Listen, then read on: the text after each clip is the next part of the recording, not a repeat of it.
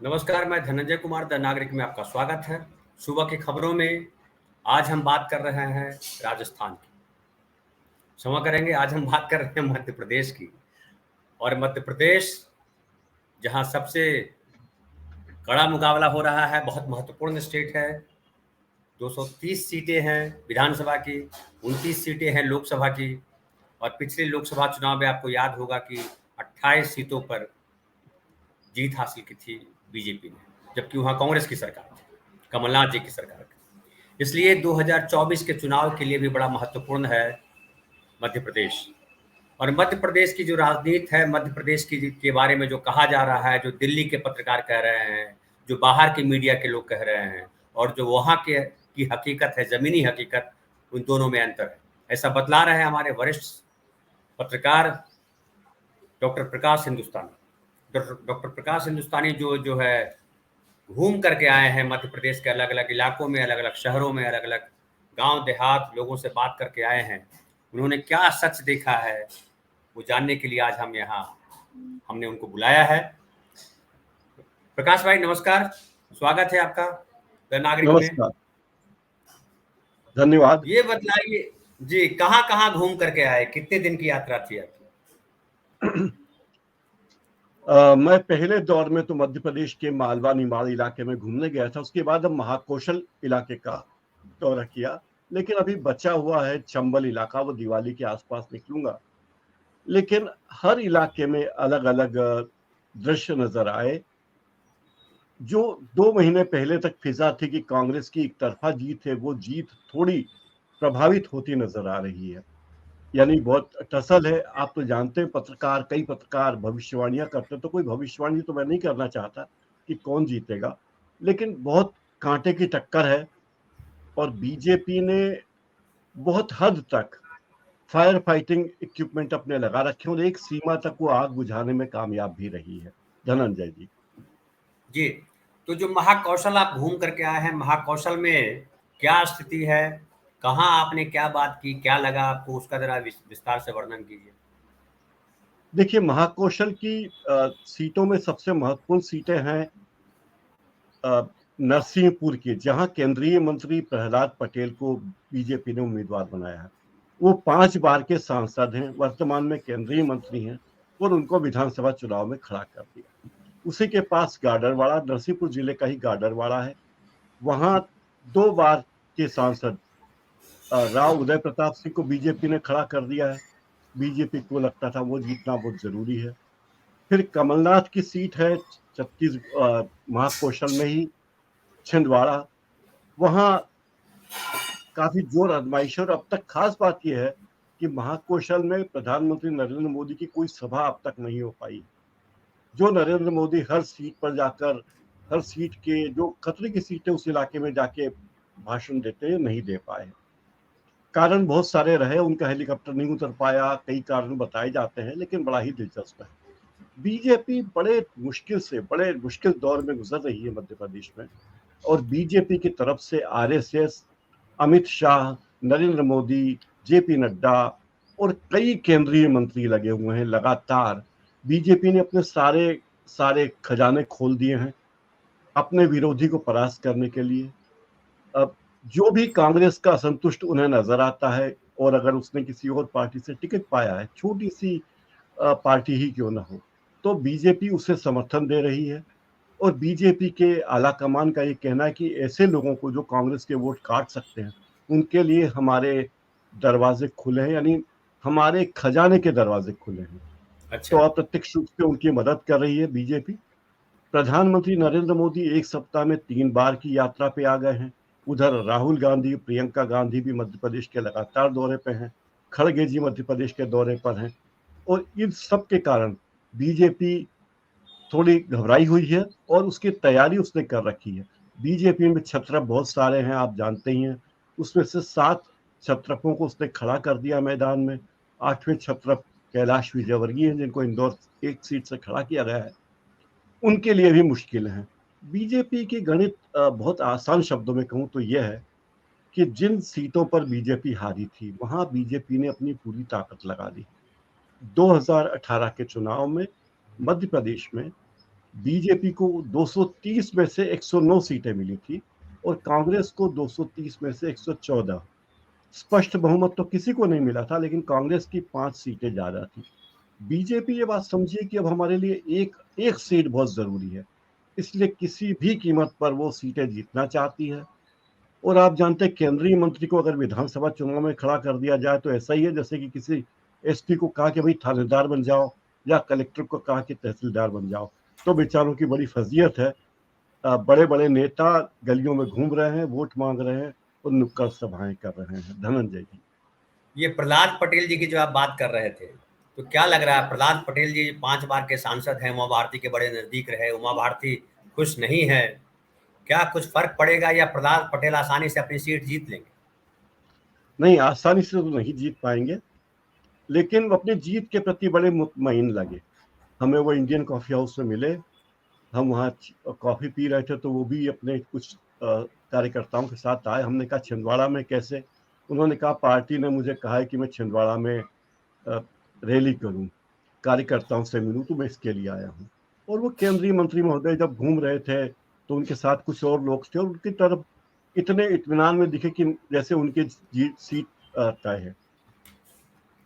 इसका गणित यह है कि जहां से प्रहलाद पटेल को टिकट मिला है उस सीट पर उनके भाई जालम सिंह पटेल, वो वहां के विधायक थे। जालम सिंह पटेल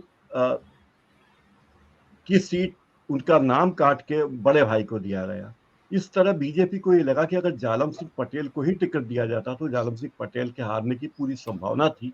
लेकिन चूंकि जीती हुई सीट थी, बीजेपी उसे खोना नहीं चाहती, तो जो 8 दिग्गज खड़े उसमें एकमात्र प्रहलाद पटेल की सीट ऐसी है जो बीजेपी के हाथ में है। लेकिन बीजेपी के भाई, जिन्हें बाबू बोलते हैं वो प्यार से, उन्होंने कहा कि बाबू ने खेल बहुत बिगाड़ दिया, इसलिए मुझे बहुत मेहनत करनी पड़ रही है। यानी हालत उनकी भी बहुत अच्छी नहीं है। हमने नरसिंहपुर के बहुत सारे लोगों से बात की कि इतने बड़े नेता, केंद्रीय मंत्री, लोधी नेता, आपके समाज के नेता आ रहे हैं आपके इलाके में, अब तो आप बहुत खुश होंगे। तो किसी भी व्यक्ति ने वेलकम नहीं किया। किसी व्यक्ति ने ये नहीं कहा कि प्रहलाद पटेल केंद्रीय मंत्री हैं, हमारे इलाके में आएंगे तो बहुत भला होगा, किसी ने भी नहीं। बल्कि लोगों ने ये जरूर कहा, छोटे छोटे लोगों ने, ठेले वालों ने, चाय वाले ने, रिक्शा वाले ने, छोटे मजदूर ने, सब ने यही बात कही कि वे बहुत बड़े नेता हैं और बड़े नेता हमारे इलाके में आके जीत गए तो हम उनसे कब मिल पाएंगे। और बड़ी गलती प्रहलाद पटेल ने यह कर दी कि उन्होंने एक सभा में कहा कि अगर, उन्होंने कहा कि मैं तो जीत ही रहा हूं, लेकिन जीतने के बाद मैंने व्यवस्था कर दी कि महीने में एक दिन मैं अपने विधानसभा क्षेत्र को दूंगा। तो इस मुद्दे को कांग्रेसियों ने लपक लिया।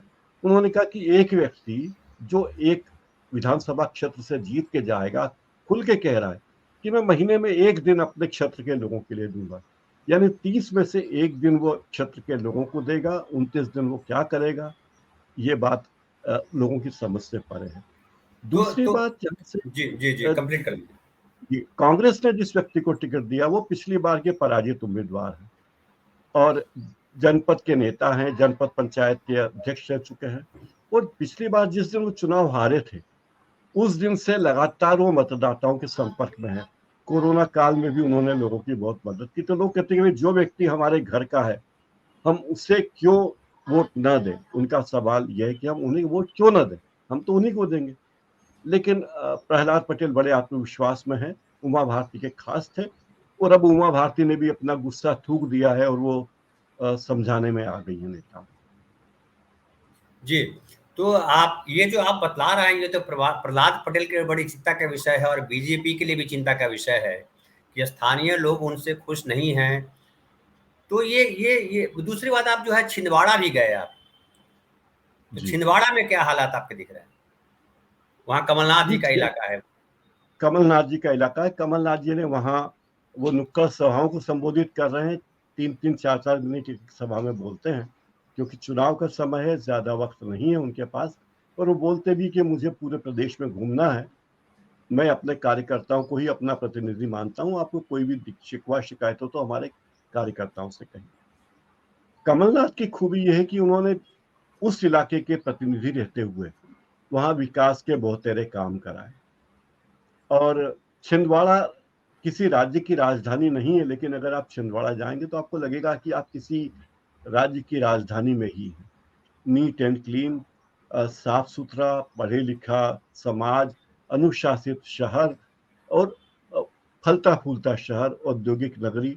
और अभी छिंदवाड़ा में 7 विधानसभा सीटें हैं और उन सातों की सातों सीटों पर कांग्रेस का कब्जा है। छिंदवाड़ा की जिला पंचायत में कांग्रेस का कब्जा है, छिंदवाड़ा के सांसद कांग्रेस के हैं, छिंदवाड़ा की नगर पालिकाओं में, जिले की जितनी नगर पालिकाएं वहां सब में कांग्रेस है। तो ऐसे में बीजेपी के लिए बहुत बड़ी चुनौती है, लेकिन बीजेपी कोशिश कर रही है कि 7 में से 2 सीटों पर किसी तरह जीत पाए। अब देखना है कि इन सीटों में कितनी जीत उनको मिलती है, कितनी नहीं मिलती। लेकिन एक बात मैं जरूर कहना चाहूंगा अपने अगले उसमें कि किस तरह से बीजेपी फायर फाइटिंग में जुटी है। इसका मतलब बीजेपी घबराई हुई तो है, और वो कैसे कैसे प्रयोजन कर रही है चुनाव जीतने के। जी मैं ये एक सवाल आपसे जानना चाहता हूँ, जवाब इसका, कि वहाँ की जनता के लिए क्या मुद्दे हैं जो मोदी जी मुद्दे लेके गए हैं कि हम 370 की बात करते हैं, वो और मंदिर की बात करते हैं, वो जो है भारत का दुनिया में डंका बजने की बात करते हैं, वो मुद्दे प्रभावित कर रहे हैं लोगों को, या लोगों को लग रहा है जो स्थानीय स्तर पे बात कर रहे हैं कि वहाँ रोजगार हो। कांग्रेस के लोग, खासकर राहुल गांधी, लगातार जा रहे हैं तो इसी की बात कर रहे हैं, शिक्षा की बात कर रहे हैं, रोजगार की बात कर रहे हैं, धान खरीदी की बात कर रहे हैं। कौन से मुद्दे उनको ज्यादा प्रभावित कर रहे हैं? धनंजय जी, आपने बहुत बढ़िया बात पूछी। दरअसल नरेंद्र मोदी जहां जहां सभाएं कर रहे हैं तो वे विधानसभा चुनाव का प्रचार नहीं कर रहे हैं, वे लोकसभा चुनाव 2024 का प्रचार कर रहे हैं। उनके भाषण वैसे ही होते हैं और वे वैसी ही बातें कर रहे कि देखिए राम जन्मभूमि बन रही है, मंदिर, राम मंदिर का उद्घाटन होने वाला है, और ये सारे लोग हिंदू विरोधी हैं, ये अल्पसंख्यकों के तुष्टिकरण में लगे हैं। आप कांग्रेस को ऐसे ऐसा सबक सिखाइए कि 100 साल तक कांग्रेस यहाँ आना भूल जाए। तो ये बड़ी हास्यास्पद बातें हैं। लोकसभा चुनाव 5 साल के लिए होता है, विधानसभा चुनाव 5 साल के लिए होता है। 100 साल तो नरेंद्र मोदी भी जीवित नहीं रहने वाले, और ना आप रहने वाले हैं ना हम रहने वाले। तो आप किसी को ऐसा सबक कैसे सिखा सकते हैं कि 100 साल तक कोई याद रखे? तो बड़ी हंसी की बात। कुल मिला के प्रधानमंत्री जी के सामने मुद्दे कुछ है ही नहीं, प्रदेश के मुद्दे कुछ है ही नहीं। शिवराज सिंह चौहान को वो सख्त नापसंद करते हैं और हमेशा उनकी उपेक्षा करते रहे। नरेंद्र सिंह तोमर कृषि मंत्री हैं, जिन्हें उन्होंने विधानसभा में उतार दिया है, कृषि मंत्री रहे, और तीनों विवादास्पद कृषि कानून उन्हीं के रहते आए और वो कुछ कर नहीं पाए, अंत तक कानून वापस लेने पड़े। ऐसे ही प्रहलाद पटेल उमा भारती के सिपहसालार थे, उमा भारती के साथ चले गए थे। विश्वसनीय कितने हैं ये वे खुद जानते हैं कि वो कितने विश्वसनीय अपनी पार्टी के लिए हैं। राव उदय प्रताप सिंह कांग्रेस में थे, दल बदलू हो गए, बीजेपी में आके सांसद बन गए, तो बीजेपी निकालो भैया विधानसभा चुनाव जीत के दिखाओ। तो बीजेपी अपने सांसदों की, मंत्रियों की, महासचिव की परीक्षा ले रही कि देखो बेटा, तुम बहुत बहुत बड़े नेता बनते हो, क्योंकि तुम तो नेता बने हो मोदी जी के नाम पे, लोकसभा चुनाव में जीते हो तो मोदी जी के नाम पे जीते, अब जरा आके दिखाओ। अब गाडरवाड़ा एक जगह है जहाँ ओशो का बचपन बीता। उनका जन्म तो पास के गांव में होता, लेकिन पूरी पढ़ाई, उनकी शुरुआती पढ़ाई वहीं हुई। गाडरवाड़ा के आशुतोष राणा भी हैं, आपके मित्र हैं। तो गाडरवाड़ा जैसी जगह में एक सांसद को खड़ा कर दिया गया जो दल बदलू व्यक्ति है, और उस सीट की खूबी है कि वह हर 5 साल में सत्ता बदलती रहती। वर्तमान में वहां कांग्रेस की विधायक है सुनीता पटेल। तो उनके सामने एक सांसद को खड़ा कर दिया। सांसद भी ऐसे हैं जो पिछले चुनाव में 5.5 लाख से ज्यादा वोटों से जीते थे। देश के सर्वाधिक मत पाने वालों में उनका नंबर 10वां था। इतने ज्यादा वोटों से जीतने वाले सांसद को बीजेपी ने कहा कि भाई बहुत बहुत अपने आप को 30 मार्का मानते हो, जरा ये दिखाओ गाडरवाड़ा की सीट जीत के। तो बीजेपी ने अपने दाव, बड़े बड़े नेताओं को मोहरा बना दिया है, और मोहरा बना के शतरंज की बिसात में सिपाही के रूप में चौसर पे बिठा दिया कि अब तुम जीत के दिखाओ, तुम जीत जाओगे तब देखेंगे कि क्या होगा। तो ये सब बातें वे जानते हैं। लेकिन कितनी मुश्किल है धनंजय जी कि आप सांसद हो और मंत्री भी हो केंद्र में, और कई बार के सांसद, और आपको विधानसभा टिकट के लिए कहा जाए कि ये विधानसभा टिकट रहा, आप लड़ो और जीत के दिखाओ। मतलब यह है कि बीजेपी के नेताओं को उन पर विश्वास नहीं है, या बीजेपी के नेता उनको अपनी राह का कांटा मानते हैं, या उनको अपने रास्ते से हटाना चाहते हैं, और वे नेता अब अपने अपने भाग्य पर हैं। इस पर से एक और जिम्मेदारी उन्हें दी कि आप तो चुनाव जीतो ही, बल्कि आसपास की सीटों पर प्रचार करके उन्हें भी जितवाओ। तो ये सब चीजें देख रहे हैं, और मुझे तो कई बार बड़ा अफसोस होता है उन नेताओं के लिए जो बेचारे इतने बड़े नेता हैं और इतनी परीक्षा दे रहे हैं। बड़ी हास्यास्पद स्थिति उनकी हो गई है, और जब उनसे बात करो तो उनके चेहरे की मायूसी दिखती है कि कितनी मुश्किल में है वो, और किसी भी तरह जीतना उनका लक्ष्य है। अधिकतर नेता जो बीजेपी के खड़े हुए हैं बहुत पैसे वाले हैं। प्रहलाद पटेल खुद भी बहुत पैसे वाले हैं, उनका जाति समीकरण उनके पक्ष में है। भाई की सीट पे वो लड़ रहे हैं, जो जीते थे बीजेपी से, लेकिन फिर भी चेहरे का नूर कहीं गायब होता नजर आ रहा है। लगता है 3 दिसंबर को जब नतीजा आएगा तो क्या होगा। फिर लोग ये भी अपेक्षा करते हैं कि आप इतने बड़े नेता हैं तो आप बड़े भारी वोट बल से जीते, तो ये भी चिंता है। तो चिंताओं में लिप्त हैं बेचारे, लेकिन बीजेपी लगी हुई है। उमा भारती को भी अब बीजेपी ने अपने पाले में कर लिया। जी। हमारे कुछ दर्शक हैं जो नमस्कार भी बोल रहे हैं आपको। लहेरु धन्यवाद हितेश है, मुस्कान मारवा है, रविकांत है, हामिद अगाधी है, जी। हेमराज चुड़ासमा है, उसके अलावा जो है उनके अलावा हैं विजय ग्रोवर हैं, कैलाश चंद जी हैं, वीरेंद्र ग्रोवर सभी हैं, को अर्जुन नमस्कार। त्यागी जी हैं। सबको नमस्कार भाई। और सभी को नमस्कार। जी, ये बतलाइए, जो आप बतला रहे हैं उससे तो ये दिख रहा है कि चूंकि मोदी जी ने जो वादा किया था 2014 में चुनाव जीतने से पहले, वो तमाम वादे फ्लॉप हो गए। फिर जो है ले दे करके एक ही बच गया, मंदिर 371। हमारे दर्शक लिख रहे हैं कि 370 आने के बाद, हटाने के बाद उन्होंने कहा था कि जो है, लिखा है उन्होंने कि जो गोरी लड़कियां मिलेगी शादी करने के लिए, वो जो है क्या हुआ उसका, आफ्टर 370 और bachelors will get fair complexed life partners. तो ये जिस तरह की राजनीति करते हैं बीजेपी के लोग, क्या ऐसा लग रहा है कि मध्य प्रदेश के जनता वो ठगी महसूस कर रही है?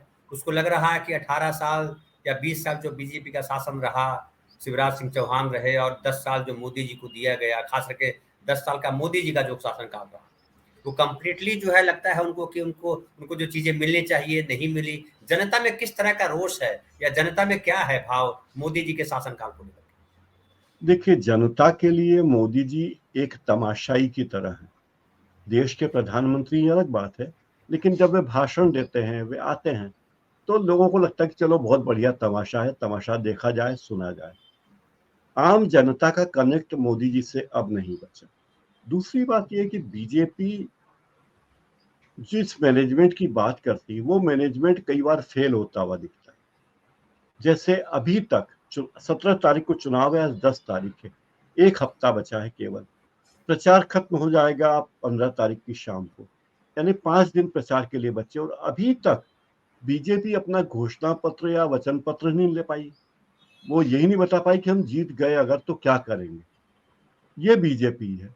और कांग्रेस 15 अक्टूबर को ही कांग्रेस ने अपना वचन पत्र जारी कर दिया था कि हम जीत गए तो हम क्या करेंगे।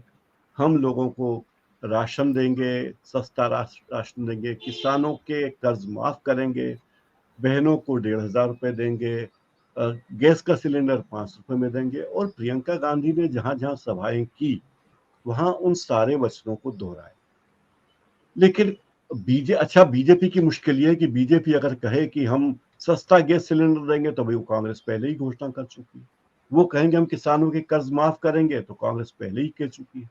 बीजेपी कहे कि हम बिजली के बिल माफ करेंगे या आधा करेंगे, कांग्रेस पहले ही कह चुकी है। तो बीजेपी के पास कहने के लिए अब कुछ भी नहीं बचा। मुश्किल ये हो गई है। दूसरी बात है कि बीजेपी से बगावत जो हुई है, बगावती लोग बहुत सारे हैं। जैसे पूर्व मुख्यमंत्री कैलाश जोशी के पुत्र दीपक जोशी, वो भी कांग्रेस के टिकट पे खड़े हो रहे हैं। प्रियंका गांधी वाड्रा वहाँ आम सभा भी कराई है उनके इलाके में, और उन्होंने उनसे पूछा मंच से कि आपने बीजेपी क्यों छोड़ी, तो उन्होंने साफ साफ कहा कि वहाँ सुनवाई नहीं थी, वहाँ लोकतंत्र नहीं था। इस तरह की बातें उन्होंने मंच से कही। तो जाहिर है कि अब मुश्किलें बहुत ज्यादा है बीजेपी के लिए। दूसरी बात है कि बीजेपी को जिस तरह लगा था कि हम चुनाव के मैनेजमेंट के जरिए जीत लेंगे, तो वो मैनेजमेंट भी फेल होता हुआ नजर आता। इसीलिए अब क्या किया है बीजेपी ने कि तमाम अखबारों में जो पोस्टर छप रहे हैं उसमें प्रधानमंत्री की जगह, नरेंद्र मोदी की जगह जेपी नड्डा की तस्वीर बीच में आ गई है। जैसे हिमाचल में हुआ था कि अगर हार गए तो हार का ठीकरा नड्डा जी पे फोड़ा जाएगा कि नड्डा जी देखिए आपके कारण हारे। और चूंकि शिवराज सिंह चौहान या तोमर या विजयवर्गीय कोई भी चेहरा है नहीं, इन सब लोगों को नड्डा जी के बगल में, जैसे रावण के 10 सिर होते हैं ना, इस तरह के पोस्टर बनाए गए हैं। 10 तो नहीं लेकिन 12 नेताओं की तस्वीरें साथ में है कि हम हैं। तो लोगों को लगता है कि ये कौन लोग आ गए भाई, और किस इलाके में कौन जीतेगा।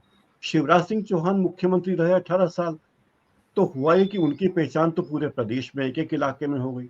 लेकिन अगर नरेंद्र सिंह तोमर निमाड़ में जाएंगे तो उनको कोई पहचानेगा नहीं कि हाँ भाई नेता हैं, लेकिन कोई उनको जानता पहचानता नहीं। फिर अभी एक जो वीडियो वायरल हुआ तोमर जी के बेटे का, जो छत्तीसगढ़ के एक महादेव सट्टा ऐप से जुड़ा हुआ है, या उसको लेके अब वो कहा जा रहा है कि फर्जी है। मुझे ये नहीं कह सकता कि फर्जी है या सही है, लेकिन सोचिए कि कांग्रेस के अगर किसी नेता के बारे में ऐसा वीडियो वायरल होता जिसमें 100 करोड़ और 15 करोड़ रुपए में डील की बात होती, तो क्या आप अंदाज लगा सकते हैं कि कांग्रेस उसके खिलाफ कार्रवाई नहीं करती। इसी बात को राहुल गांधी ने बार बार कहा भी कि भाई ऐसे नेता को आप बर्खास्त कर दीजिए मंत्रिमंडल से, जांच करा लीजिए सीबीआई की, ईडी की जांच करा लीजिए। आप भूपेश बघेल के खिलाफ तो तमाम जांचें करा रहे हैं, मंत्रियों को विधायकों को आप जाल में ले चुके हैं, दो दो विधायक छत्तीसगढ़ के जेल में हैं, तो आप यहाँ क्यों नहीं जांच कराते। तो यहाँ फंसे हुए हैं। लोगों को ये लगने लगा कि ये लोग कौन हैं। और एक बात है कि पूरे मध्य प्रदेश की का भूगोल बड़ा अलग है धनंजय जी। इतना बड़ा प्रदेश है, यहाँ जातिगत समीकरण भी पूरे प्रदेश में एक जैसे लागू नहीं। जो उत्तर प्रदेश और बिहार की सीमा से, उत्तर प्रदेश की सीमा से लगा इलाका है, वहां तो एक हद तक जाति का महत्व है। चंबल इलाके में भी जाति का महत्व है, चंबल ग्वालियर इलाके में, लेकिन महाकौशल इलाके में जाति को कोई पूछता ही नहीं है। अब जैसे प्रहलाद पटेल ओबीसी है, लेकिन प्रहलाद पटेल ने कभी भी ओबीसी होने का दावा नहीं किया। प्रधानमंत्री मोदी कहते कि मैं ओबीसी हूँ, लेकिन उन्होंने ना दावा किया ना कोई सुविधा ली। वो लोधी संप्रदाय के हैं। लेकिन बीजेपी का गणित ये है कि अगर प्रहलाद पटेल को हमने एक विधानसभा चुनाव में सक्रिय किया, तो नरसिंहपुर के आसपास की जितनी सीटें हैं जहां कांग्रेस पिछली बार जीत गई थी, वहां लोधी प्रभावित लोधी समुदाय के लोग बीजेपी को वोट करेंगे। लेकिन यहाँ भी गलत साबित हो, क्योंकि लोग अब इन सब चीजों से ऊपर उठ चुके हैं। देखिए, जो गरीब आदमी होता है वो जाति के आधार पर, धर्म के आधार पर बढ़ जाता है, लेकिन जैसे ही वो पढ़ा लिखा होता है, उसके पास संसाधन आते हैं, तो वो समझता है कि उसके हित क्या है। और अचरज की बात धनंजय जी ये हुई कि हमने जब लोगों से बात की तो लोगों ने रोजगार को एक बड़ा मुद्दा माना, महंगाई को बड़ा मुद्दा माना। लोगों ने ये नहीं कहा कि भाई बेरोजगारी नहीं है, हर व्यक्ति परेशान है, महंगाई से हर व्यक्ति परेशान है। किसान परेशान है, किसानों को फसल की उचित कीमत नहीं मिलती। नर्मदा का जो पूरा इलाका मध्य प्रदेश में है, वहाँ अच्छी फसलें होती हैं, किसान दिन रात खपते हैं, लेकिन उन्हें उनकी फसलों की उचित कीमत नहीं मिलती। तो नर्मदा के इलाके में धान भी होता है, प्रकाश गन्ना भाई, भी। आपने अच्छा प्रसंग लाया फसलों वाला। मुझे एक मेरी बात समझ में नहीं आई। कांग्रेस पार्टी ने भी घोषणा की है, उसमें जो है छत्तीसगढ़ में 3200 रुपये क्विंटल धान खरीदा जा रहा है और मध्य प्रदेश में 2600 की घोषणा की है। ये 600 रुपया के अंतर, इतना बड़ा अंतर क्यों है? आजू बाजू का प्रदेश है, दोनों एक ही प्रदेश था कभी। जी, हमारी बात हुई तो उन्होंने कहा कि ये हमारा प्रस्तावित मूल्य है, लेकिन हम इसे बढ़ाएंगे। अभी धान का मूल्य काफी कम है मध्य प्रदेश में। और अच्छा। जब छत्तीसगढ़ में भूपेश बघेल की सरकार बनी थी, तब धान का खरीद मूल्य था 1500 रुपए क्विंटल। तो 1500 रुपए से बढ़ाते बढ़ाते अगर वो लगभग दोगुने पे आ गए हैं, तो ये अच्छी बात है। दूसरी बात है कि मध्य प्रदेश में धान प्रमुख फसल नहीं है। मतलब पिछली मध्य बार प्रदेश जो खरीद रहे थे वो छत्तीसगढ़ पे, वो 2500 रुपया क्विंटल खरीदा था, उसको उन्होंने जी 2600 तक चला गया था, उसको उन्होंने कहा था हम 3000 तक करेंगे, लेकिन बीजेपी ने हाँ 3100 किया था, इन्होंने 3200 पे करके और खरीदना शुरू कर दिया। जी और मध्य प्रदेश में उस तुलना में बहुत कम है, इसलिए मैंने मध्य सवाल किया प्रदेश, हाँ है। जी। मध्य प्रदेश की मुख्य फसलों में धान नहीं है। हम्म। मध्य प्रदेश की मुख्य फसलों में सोयाबीन है, गन्ना है, दलहन है और मूंगफली और कपास मुख्य फसलें हैं हमारे इलाके की। धान की फसल कुछ इलाकों में ही होती है जो नर्मदा का इलाका है। तो शायद कांग्रेस को उसका उतना ध्यान नहीं रहा होगा या लगा होगा कि इससे प्रभावित होने वाले किसान कम है। लेकिन दलहनों के बारे में, सोयाबीन के बारे में, गेहूं के बारे में कांग्रेस की नीति स्पष्ट है। दूसरी बात कांग्रेस ने जो कही कि हम किसानों के 5 हॉर्स पावर तक के मोटरों के बिल माफ कर देंगे, 100 यूनिट तक बिजली फ्री कर देंगे और 200 यूनिट तक की बिजली का बिल आधा कर देंगे। तो ये ऐसी घोषणा है जिससे लोग प्रभावित होते हैं। जी। अब लाडली बहना योजना शिवराज सिंह चौहान लाए, वो कांग्रेस के उठाए हुए घोषणा पत्र से ही उन्होंने ली है, क्योंकि कर्नाटक में कांग्रेस ने बहनों को जो प्रतिमाह 2000 रुपए देना शुरू किया, तो उन्हें लगा कि कांग्रेस मध्य प्रदेश में ऐसा कुछ कर सकती है, तो आनन फानन में लाडली बहना योजना, हमने बहनों से बात की कि आपको तो 1250 अभी मिल ही रहे हैं, कांग्रेस कह रही हम 1500 देंगे, तो क्या फर्क पड़ा। तो एक महिला ने बड़ी जबरदस्त बात कही, उन्होंने कहा भाई यहाँ तो कांग्रेस बीजेपी की सरकार 20 साल से है, 2003 से है, 1-1.5 साल छोड़ दो, तो बहनों की इतनी चिंता थी तो पहले क्यों नहीं कर दिया। यानी का मतलब आम बहनें भी ये बात जानती है कि बीजेपी अपने घोषणा पत्र में जो वादे कर रही है वो क्यों कर रही है। कांग्रेस ने कर दी घोषणा इसलिए वो कर रही है। तो बीजेपी को लगता, लोगों को लगता है कि एक बड़ा ड्रास्टिक परिवर्तन मैंने देखा मतदाताओं में। धनंजय जी, पिछले कई जी। सैकड़ों मतदाताओं से बात की होगी, उनका कहना है स्थानीय मुद्दे बहुत महत्वपूर्ण, मोदी जी आ जाएं, अमित शाह आ जाएं, कोई फर्क नहीं पड़ता। दूसरी उसकी बात, वजह, जी जी जी जी, कंप्लीट कर। उसकी वजह यह है कि मोदी जी के भाषणों का मध्य प्रदेश की जनता से क्या लेना है। राम मंदिर बनेगा तो पूरे सभी के लिए बनेगा, इसमें राम मंदिर की क्या बात। दूसरी बात, लोग कहते हैं कि राम मंदिर, भैया राम लला के मंदिर का ताला कब खुला था, राम लला के मंदिर में पूजा आरती कब होने लगी थी। ये बात भी कांग्रेस ने लोगों तक पहुंचाई है कि हम कोई हिंदू विरोधी नहीं है। राजीव गांधी के रहते ही रामलला मंदिर का ताला खुला था, राजीव गांधी के राज में ही वहां आरती, कांग्रेस के राज में ही आरती होना शुरू हुआ। तो हम कोई हिंदू विरोधी नहीं है, लेकिन हम सबको साथ लेकर चलना चाहते हैं। और इस तरह के मुद्दों से विधानसभा के, अब मतदाता समझ गया कि विधानसभा चुनाव अलग है, लोकसभा चुनाव अलग है। अगर हम कोरोना में मर रहे हैं या हमारे यहाँ अस्पताल में दिक्कत है या स्कूल में टीचर नहीं है, अस्पताल में नर्स नहीं है, तो हम इसके लिए कोई नरेंद्र मोदी को चिट्ठी नहीं लिख पाएंगे, नरेंद्र मोदी से मिल नहीं पाएंगे। अब एक जगह हम गए तो बड़ा मजेदार किस्सा हुआ धनंजय जी, आप भी हम्म। हंसेंगे। हमने, एक ने कहा कि अच्छा लोग ये कह रहे हैं प्रहलाद पटेल की वो हमारी इस इलाके की जनता की बात सुनेंगे, तो उसने वहां के बीजेपी कार्यकर्ता से कहा भाई अच्छा तुम हमें हमारी बात प्रहलाद पटेल जी से करवा दो, हम हमारी समस्या सुना दें। तो उन्होंने कहा प्रहलाद पटेल जी आप तो हमें बता दो समस्या, हम उन तक पहुंचा देंगे। तो आमने सामने की बात में लोगों ने कहा कि जब चुनाव के पहले हम उनसे बात कर सकते, तो चुनाव जीतने के बाद वो कब आएंगे हमारे इलाके में। तो लोगों ने स्थानीय मुद्दे, रोजगार, बेरो और महंगाई, इन मुद्दों पे बहुत जोर दिया। और सबसे बड़ी बात है, जो नेता हमारे साथ हमें हमारे टच में रहा, कोरोना काल में जिसने मदद की, जब हमें दवाई की जरूरत थी, ऑक्सीजन की जरूरत थी, पैसे की जरूरत थी, खाने के लिए अनाज की जरूरत थी, तब जिसने मदद की, वो महत्वपूर्ण है। तो ये सारे मुद्दे ऐसे हैं जहां बीजेपी को परेशानी हो रही है, क्योंकि अधिकांश बीजेपी के अधिकांश नेता सत्ता में थे, अहंकार में थे, और उस सब का खामियाजा चुनाव में उन्हें भुगतना पड़ेगा। धनंजय जी। जी, तो मतलब इस बार ये आप कह रहे हैं कि जनता जो है मुद्दों पर बात कर रही है, वादों पर बात नहीं कर रही है। और जो मोदी जी ने वादे किए थे, एक नया स्वप्न दिखाया था, वो सारे सारे स्वप्न जो है अब टूटते नजर आ रहे हैं। यानी पब्लिक ने, ये कोरोना की आपने बात कही, कोरोना में क्या हुआ, उसके बाद किसानों की जो बात हमारे कई दर्शक भी कर रहे हैं कि ये जो नरेंद्र सिंह तोमर किसान हैं, उन्होंने किसानों के लिए क्या किया और किस आधार पर वोट मांग रहे हैं मध्य प्रदेश में, तो क्या नरेंद्र तोमर की स्थिति भी अच्छी नहीं बताई जा रही है? देखिए, ये जो बड़े बड़े दिग्गज हैं, इनके पीछे बहुत सारी मशीनरी लगी हुई है। और एक बात मेरा ये अनुभव रहा धनंजय जी कि जब चुनाव के नतीजे आते हैं, काउंटिंग होती है,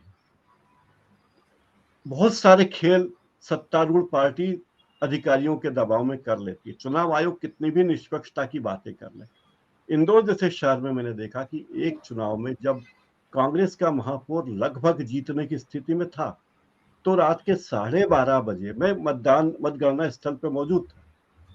रात के 12:30 बजे जब आखिरी दौर का चुनाव हुआ, आखिरी दौर की मतगणना खत्म हुई और कुछ 100 वोटों से बीजेपी के प्रत्याशी को विजयी घोषित कर दिया गया और उसे सर्टिफिकेट भी दे दिया गया। आधी रात को कांग्रेस के विरोधी नेता चीखते चिल्लाते रहे कि भाई गलत हो रहा है, गलत हो रहा है, गलत हो रहा है। मीडिया पूरी तरह से बीजेपी के पक्ष में है क्योंकि इतने विज्ञापन दिए गए हैं। आज ही मैंने एक अखबार का पन्ना देखा, उस पूरे अखबार में 12 कॉलम में केवल 2 खबरें कांग्रेस की थी और बाकी सारी खबरें, मैं अखबार का नाम तो नहीं लेना चाहूंगा, एक बड़े राष्ट्रीय दैनिक से जुड़ा हुआ है और कांग्रेस की 2 सिंगल कॉलम खबरें, और जो जिन खबरों में कांग्रेस का जिक्र है वो निंदात्मक है कि कांग्रेस ने देश को गर्त में भेज दिया है, ये कह रहे हैं नड्डा जी। तो ये 4 कॉलम की खबर, लेकिन कांग्रेस के किसी नेता के आरोप पर तो मीडिया पूरी तरह उनके साथ है।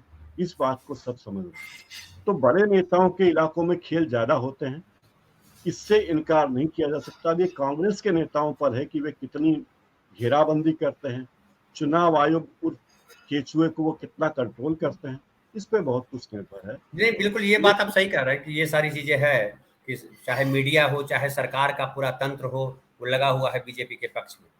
लेकिन जनता भी सब देख रही है और जनता सबसे ताकतवर होती है चुनाव के समय।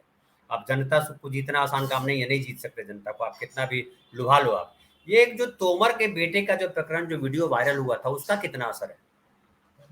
देखिए, नरेंद्र सिंह तोमर जी के तमाम कामकाज उनके बेटे ही संभालते हैं। कामकाज इन्वर्टेड कामा में कह रहा हूँ, आप समझ जाइए। और हमारे लोग दर्शक भी समझ रहे हैं। और वहां कुछ दिनों पहले उनके एक बेटे की शादी हुई थी, तो उसमें 50,000 लोगों को भोजन कराया गया। 3 दिन तक जैसे रजनीकांत आयोजन करते ऐसे आयोजन किए गए। उस इलाके में जातीय समीकरण बहुत तगड़े हैं। तोमर जी के खिलाफ उन्हीं के समुदाय का व्यक्ति है या तोमर जी अपने समुदाय के व्यक्ति के सामने ही है, दोनों कह सकते हैं। दूसरी बात है कि तोमर जी की गतिविधियां, तोमर जी की एक बहुत बड़ी खूबी है जो कैलाश विजयवर्गीय में बिल्कुल नहीं है। तोमर जी बहुत कम बोलते हैं, वे उनके शब्द बहुत नपे तुले होते हैं और वे अधिकांश जगह चुप रहना पसंद करते हैं। आपने देखा होगा किसान आंदोलन के वक्त भी जितने बयान दूसरे नेताओं के आए, उनके बयान उतने नहीं आए। वे बहुत सोच समझ कर बोलते हैं, तो वे कोई बयान देने से बचते हैं। अब उनका कहना है कि देखिए जो वीडियो वायरल हुआ है, उस वीडियो वायरल किया गया है चुनाव के पहले बदनाम करने के लिए किया गया है। छत्तीसगढ़ के महादेव ऐप से उनका क्या लेना देना, लेकिन फिर कहा गया कि दूसरी डीलिंग है। तो सारी डीलिंग जो नेताओं की होती है, उस सीधे नेता तो करते नहीं है, आप जानते ही हैं, कोई मंत्री विधायक तो करते नहीं है, उनके नजदीकी लोग ही करते हैं। तो ये सारी चीजें इस बारे में सारे लोग जानते हैं कि आखिर कौन कितना दूध का दूल्हा है। मौका आने पे लोग दिखते। अधिकतर बात ये भी है धनंजय जी कि हमें नजर नहीं आता, लेकिन जितने भी भू माफिया हैं, जितने भी रेत माफिया हैं, तमाम तरह के सोना ड्रग वाले माफिया हैं, उन पे वरद हस्त किसका होता है? तो ये पाएंगे कि उन पर वरद हस्त होता है सत्तारूढ़ पार्टी के नेताओं। एक और एक अभी जी, एक और सवाल प्रकाश भाई, जो कि समय भी हो रहा है। ये जो छत्तीसगढ़ में राहुल गांधी ने घोषणा की केजी से लेकर के पीजी तक की शिक्षा फ्री, हाँ, तो उसमें मेडिकल भी, इंजीनियरिंग भी, सारी शिक्षा आ जाती है। और ये खास करके जो गरीब परिवार है, जो लोअर मिडिल क्लास है, उन सब के लिए बड़ा फायदेमंद योजना है। क्या मध्य प्रदेश में इसका प्रभाव है? मध्य प्रदेश में चूंकि जब नीति बनेगी तो वहां भी बनेगी, क्या इसका प्रभाव है मध्य प्रदेश में शिक्षा को लेकर के? जी, कांग्रेस का घोषणा पत्र इतना तगड़ा है और ये टेस्टेड रहा है। आप देखिए, कर्नाटक में कांग्रेस ने अमल किया, मध्य प्रदेश में भी पिछली बार जब कांग्रेस की सरकार बनी थी, किसी तरह बनी थी, एक बहुमत नहीं होते हुए बनी थी, तो उसने पहला काम किया था किसानों के कर्ज माफी। पहली बैठक में पहला फैसला किया। तो लोगों को यह भरोसा है कि अगर कांग्रेस ने कोई वादा किया है तो वो पूरा होगा। अगर कांग्रेस ने कहा कि 500 रुपए में गैस सिलेंडर देंगे तो देंगे। अब देखिए फ्रॉड कैसे करती है सरकार, इसका एक उदाहरण दे रहा हूँ। इस महीने गैस के सिलेंडर के दाम 100 रुपए कम हो गए मध्य प्रदेश में। केंद्र सरकार ने ही किए होंगे तमाम उसमें। दूसरी बात है कि सरकार किस तरह से घोटाले करती है कि लोगों को, जैसे बिजली के बिल आने हैं हमें, तो इस महीने क्योंकि चुनाव है, इस महीने बिजली का बिल हमारे घर आया ही नहीं। और ये अच्छा। कहा गया कि हमारे तमाम कर्मचारी बिजली चुनाव कार्य में व्यस्त हैं, इसलिए बिजली का बिल अगले महीने आएगा। यानी अगर मेरे घर में 2,000 रुपए का बिजली का बिल आता है तो इस महीने बिल नहीं आएगा, तो मैं खुश रहूं कि चलो मुझे बिल नहीं देना है। लेकिन जब नई सरकार बनेगी तो बिजली का बिल दोगुना आ जाएगा, 2,000 का आता तो 4,000 का आएगा, या 4,000 का आता तो 8,000। तो ये जो भरमाने के तरीके हैं, ये बीजेपी के लोग बहुत अच्छा जानते हैं। धीरे धीरे धीरे धीरे लोग समझ रहे हैं कि आखिर ये सरकार कैसे चलती है और इसके इरादे क्या हैं। धनंजय जी, एक बड़ा अच्छा लिख रही हैं अनीता मुरकर। वो कह रही हैं, अगर राम भी आज होते तो राम पूरे मानव धर्म का साथ लेकर के चलते। बिल्कुल सही बात है। फिर बीजेपी उनके भी खिलाफ तुष्टीकरण का आरोप लगाती। बिल्कुल सही बात है।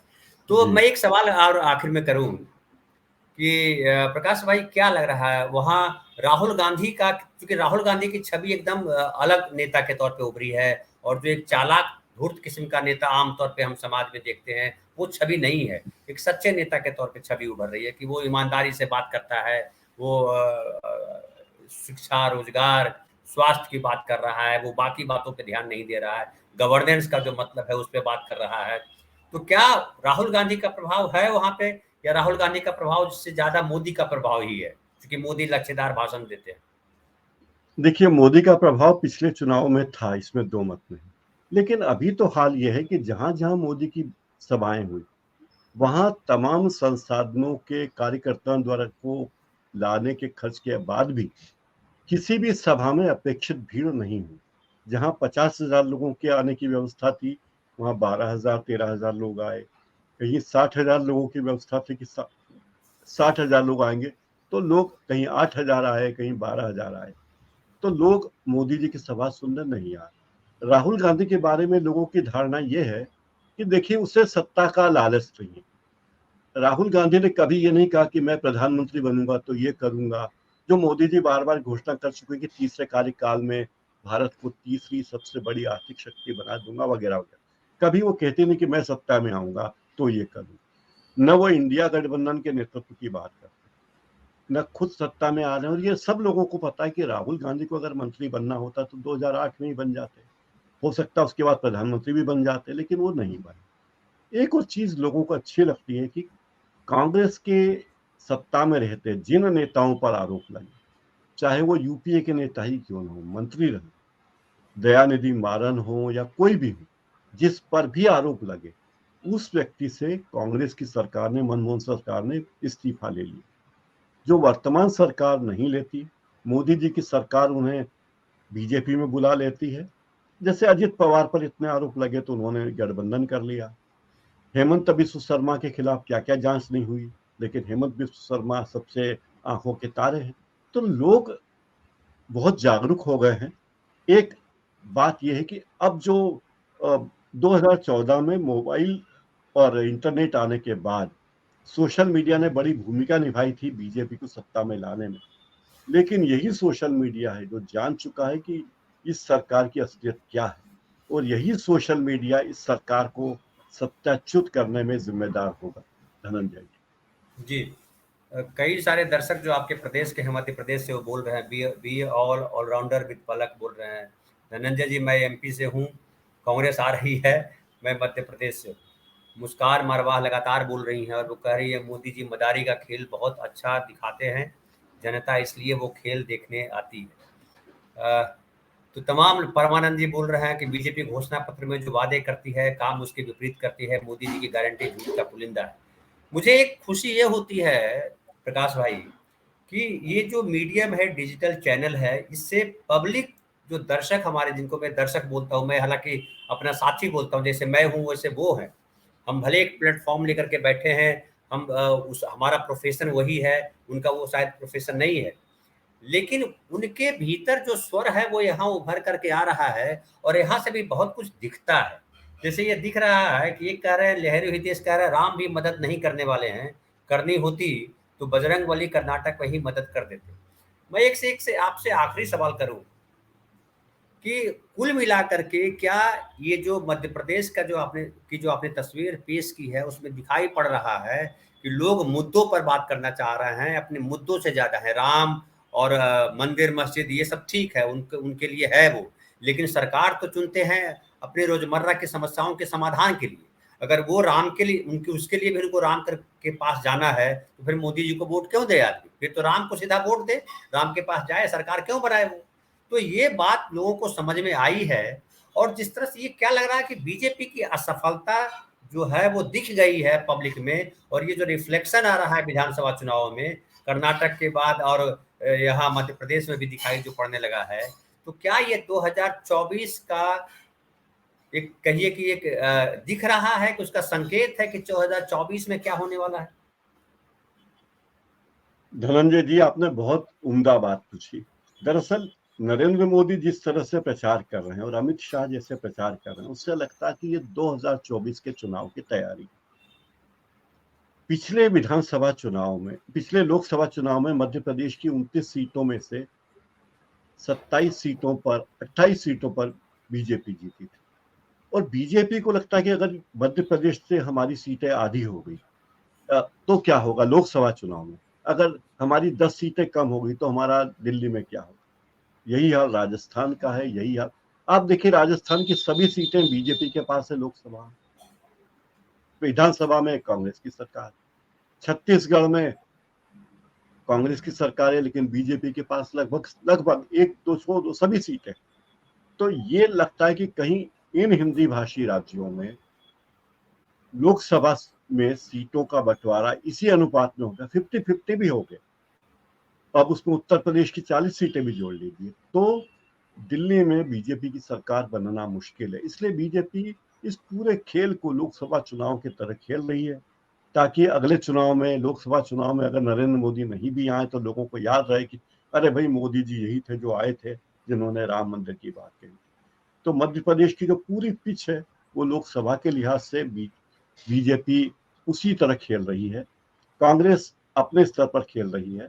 और राहुल गांधी ने जो भारत जोड़ो यात्रा की थी उसमें वे लगभग 66 सीटों से गुजरे थे। उन सभी सीटों पर कांग्रेस का अच्छा प्रभाव है, लोग याद कर रहे हैं। और राहुल गांधी की सक्रियता भी लोगों को याद है। राहुल जिस तरह से अभी भी सक्रिय हैं, सभाओं में आते हैं, प्रियंका सक्रिय है, उससे भी बीजेपी की मुसीबतें बढ़ गई है। और अब बीजेपी सोचती किस तरह अपने धन बल से, ईडी से, इनकम टैक्स से, सीबीआई से किस तरह इससे निपटे। लेकिन जो भी दाव खेलती बीजेपी जनता पर उल्टा असर पड़ता है। अगर आपने बीजेपी कांग्रेस की सीट पर किसी दिग्मंत्री को खड़ा कर दिया तो स्पष्ट संदेश है कि बीजेपी हार से डर रही है, वरना नरेंद्र मोदी हफ्ते में 3-3 बार मध्य प्रदेश नहीं आते। धनंजय जी, एक हैं डॉक्टर लम चोचा, वो जो है मोदी जी जो नहीं बता पा रहे हैं जनता को कि हमने क्या क्या विकास किया, वो बतला रहे हैं। मैं कुछ पढ़ता हूँ। सुरक्षित जी। सीमाओं के लिए मोदी ने बॉर्डर पर जबरदस्त काम किया है, विकास पुरुष मोदी। डॉक्टर लमचोचा कह रहे हैं कि भारतीय रेलवे को मजबूत किया है, Vande Bharat train superfast track infrastructure परियोजना विश्व में सबसे आगे है, विकास पुरुष मोदी। टेक्नोलॉजी में भारत आगे, अंतरिक्ष में आगे, गगनयान चंद्रयान विकास पुरुष मोदी। नया संसद भवन मोदी ने बनवाया है, देश बदल रहा है। सेना के पास जबरदस्त हथियार है, विकास पुरुष मोदी। अदानी को बच्चे घटिया अंधभक्त, अच्छा ये कुछ और बोल रहे हैं, कोई दूसरा बोल रहा है, एक और बोल रहे हैं डॉक्टर लमचोचा बोल रहे हैं पूरे देश में सड़कों का निर्माण हो रहा है, अब आपका देश इंफ्रास्ट्रक्चर में विश्व में सबसे आगे। ये जो लमचोचा बोल रहे हैं, हालांकि एक व्यक्ति बोल रहे हैं उनको, हितेश, कि ये जो है ये केमिकल लोचा है, ये लमचोचा जो है। मैं एक सवाल आपसे करता हूँ, इन्होंने जब दिया है तो मैं भी पूछ ही लूँ कि जब इतना विकास कर दिया देश का 10 सालों में, ये फिर 5 किलो अनाज जो है ये अगले 5 साल तक क्यों देना चाह रहे हैं 65% आबादी को? इतना 10 साल में इतना विकास हो गया तो हर आदमी धनी हो गया, किसी के पास जरूरत नहीं है किसी चीज की। जब चंद्रमा पे हमने झंडा फहरा दिया है तो 5 किलो अनाज हम नहीं ले सकते हैं कि क्यों बांट रहे हैं 5 साल और? जी, हम एक गांव में गए। हमने एक ग्रामीण से पूछा कि भाई मोदी जी ने तो बहुत विकास किया, देखो अब भारत का झंडा चांद पे फहरा रहा है। तो उस व्यक्ति ने कहा कि हाँ, वो हवाई जहाज जो चांद पे गया उसको मोदी जी उड़ा रहे थे, उसने मजाक में कहा। तो लोग बहुत बुद्धिमान हैं। हमारे मतदाता, बहुत से मतदाता जो भले पढ़े लिखे ना हो, उनके पास डिग्री नहीं हो, लेकिन ज्ञान भरपूर है, चाहे वो 5वीं पास ही क्यों ना हो, चाहे उसके पास 8वीं पास हो या डिग्री नहीं हो। तो हमारे मतदाता सबसे बुद्धिमान मतदाता हैं। और मुझे फख्र है कि हम ऐसे देश में हैं जिन्होंने लोकतंत्र को बचा के रखा है। हमारे मतदाताओं ने ही बचा के रखा है, और अंत में हमारे मतदाता ही इस देश के लोकतंत्र को बचाएंगे। कोई नेता या पार्टी इस देश के लोकतंत्र को बचाने वाली नहीं है। धनंजय जी। जी, जी। डॉक्टर लमचोचा साहब, मैं आपसे निवेदन करूंगा कि आप जो है एक किताब लिखिए इस पे और पूरे देश में बंटवाइए कि मोदी जी ने क्या-क्या किया है। जनता नहीं समझ पा रही है इसे। खैर, तो डॉक्टर प्रकाश हिंदुस्तानी भाई, आप जो है बहुत ज़मीनी हकीकत आपने बतलाई। हाँ, एक बात आप छूट गई, आपके शहर की हमने बात ही नहीं की। छोटा-सा जवाब दे दीजिए। आपके शहर में जो कैलाश विजयवर्गीय जो खड़े हुए हैं, सांसद थे और उनको खड़ा किया गया, हालाँकि बेमन से खड़ा हुए, और उन्होंने कहा कि एक जिस जिस बूथ पे कांग्रेस को एक भी वोट नहीं मिलेगा, उसको 50,000 रुपए मिलेंगे। क्या लग रहा है उनके बारे में, क्या कहेंगे?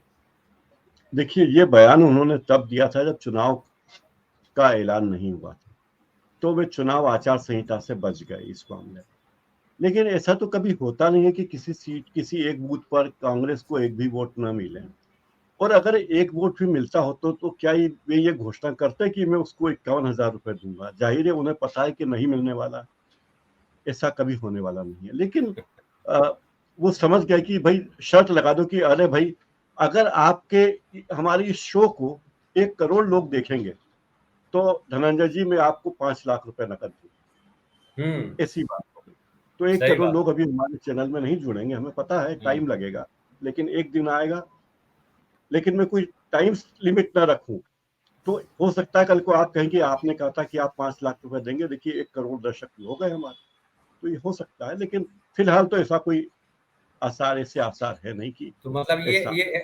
ये ऐसे ही है कि जैसे तेलंगाना में ओबीसी मुख्यमंत्री बना रहे हैं लोग। जी। जी, तो बिल्कुल। बहुत-बहुत धन्यवाद प्रकाश भाई, आप आए और आपने डिटेल जानकारी दी हमारे दर्शकों को, हमको। फिर मिलेंगे, आपका आभार। जी, बहुत बहुत धन्यवाद। और जो दर्शक हमारे साथ जुड़े हैं, आप सबका भी बहुत-बहुत आभार, आप अपनी बात रखते हैं। डॉक्टर लमचोचा साहब, आपने भी अपनी बात रखी, आपका भी आभार। लेकिन इतना मत लिख दीजिए यार कि पूरा आप ही खाली नज़र आइए, लोगों को भी, और लोगों को भी रहने दीजिए। ये सब पता है लोगों को 2.5 लाख किसको मिल रहा है। तो बहुत-बहुत धन्यवाद आप सबका, और हम मिलेंगे अगले कार्यक्रम में।